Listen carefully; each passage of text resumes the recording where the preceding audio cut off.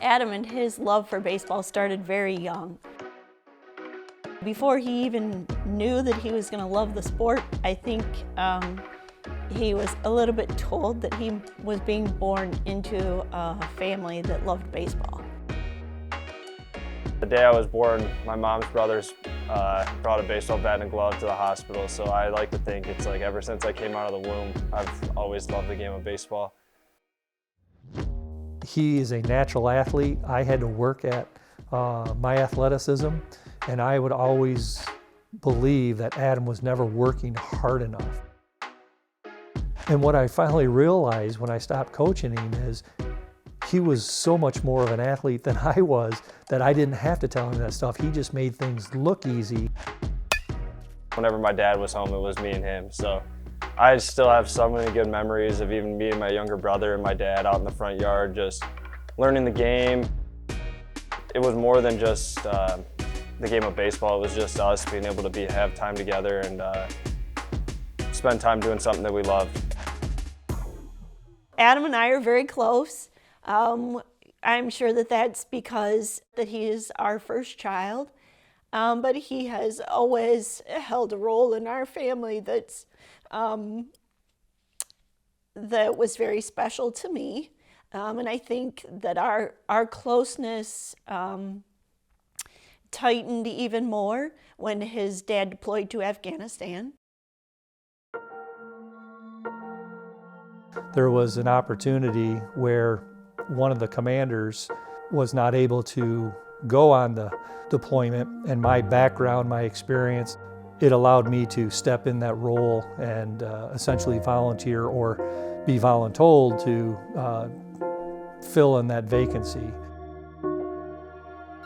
The easy part is the soldier who's deploying. The difficult part is the family that has to stay home and continue to do what they've always done without that one person that's part of the family unit, being me.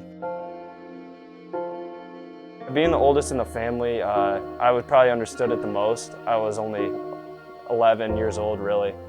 And my sister was 9 and my younger brother was 5, 6. So they didn't really understand it fully, but it was obviously in some of their big developmental years. And I kind of ended up growing up pretty quick through that process.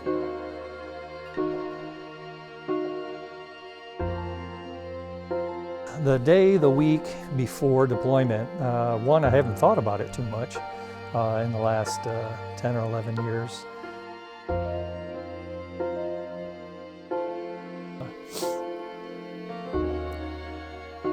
It was real raw conversations. Some of the last words that you say to your family is, "I love you."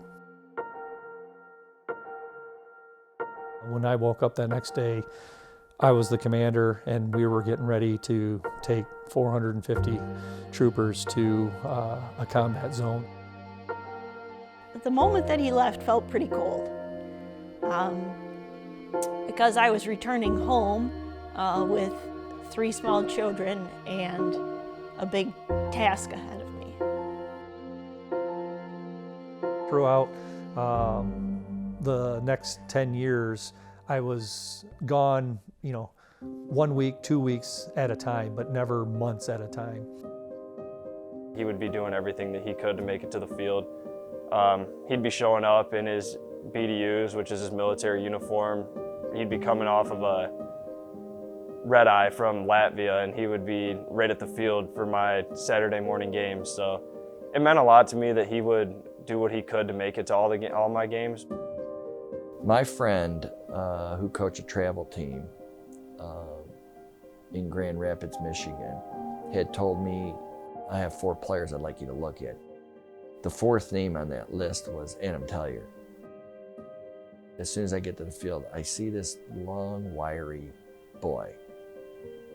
I watch his movements, and I said to my 2 assistants who were there, I said, "You know who the best prospect on this field is right now? Is that boy right there." I ran over to my friend, and I said, "Hey, did you tell me about this boy?" And he goes, "Yeah, he was the 4th name. He's the name I had on the list there." And I said, "I'll be doggone," because I said, "That guy right there, that's the guy I want." I want that guy. So I retired from the military March 31st, 2020. That was about 45 days after people started to use this new word called COVID. I wouldn't trade it for anything because I had an opportunity to be home. Adam came home from Ball State because the university was all closed. We got to become real close. My mom and him travel to almost every game, and just to look up in the stands after something good or bad happens is kind of just something that keeps me grounded in who I am, and to just remind me that we were in the front yard just playing baseball and having fun not too long ago. Nice job, Cardinals! To have him to be there in some of like the highest baseball or highest level baseball that I've played in my life, to be able to have him there to see it and see me have some success means a lot. It's hard to not see leadership in Adam. He's not the cheerleader, but he's the loudest on the bench because he's wanting everyone around him to be successful. Adam's a happy person, and when you see him on the ball field, a lot of times you'll see him photographed smiling. He's the glue guy. He's the guy that everybody just loves being around, and he's the first one to cheer all his teammates on, and that's why he's a good leader. He's wanting his team to be successful. He's wanting the community that he's playing for to be successful. It's not about Adam, and it never really has been.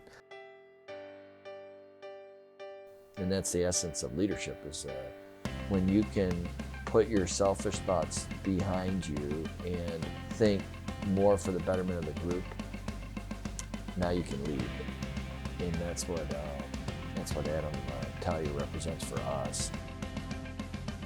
He's an individual who has the ability to have a goal, go after it, continue to meet it, not only in sports, but he can do that in pretty much anything in life. That's what I'm most proud of.